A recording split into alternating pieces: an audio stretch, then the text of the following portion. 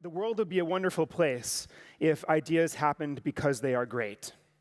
Imagine a creative meritocracy where the better the idea, the better chance it will actually happen. But of course, that doesn't happen. Ideas don't happen because they're great or by accident. There are other forces at play.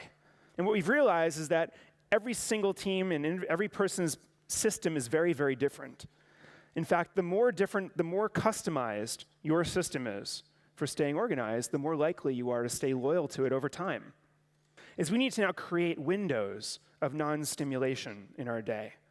Literally periods of 2 to 3 hours in the morning or in the evening where we force ourselves to disconnect.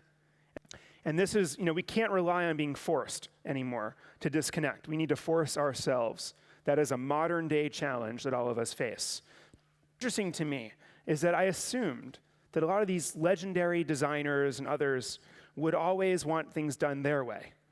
But in fact, what a lot of them said to me was that they're always using this as an opportunity to buy engagement from their team. They want people to be up at night thinking about how to make the project successful, how to make the company successful. And they're willing to buy that engagement at this instance by saying to that person, go with it. They're willing to let things be 95% rather than 100%, just so they can make sure that the person, again, is up at night thinking about the project. So many companies now hire me and say, we're talking about innovation. Our corporate priority is innovation. I say, that's great. So how do you measure people? How do you reward people? And they say, oh, that's easy. Everyone makes goals and milestones that they need to reach, every year. And then if they make those, they're rewarded and they're paid more. And if they fall short, they're punished. And that's how we develop people. That's how we measure performance. And I say, well, that's great, but here's the problem. Is that so much of the latest research around innovation lately is all about rapid iteration and prototyping.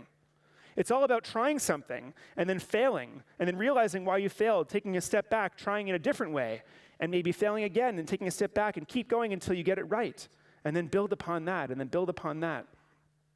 And so what these companies are basically saying to their employees is, you better innovate, but don't you dare innovate. If everyone thinks you're crazy, you're either crazy or you're really onto something, right? Society is very hypocritical. We shun what we celebrate. Nothing extraordinary is ever achieved through ordinary means.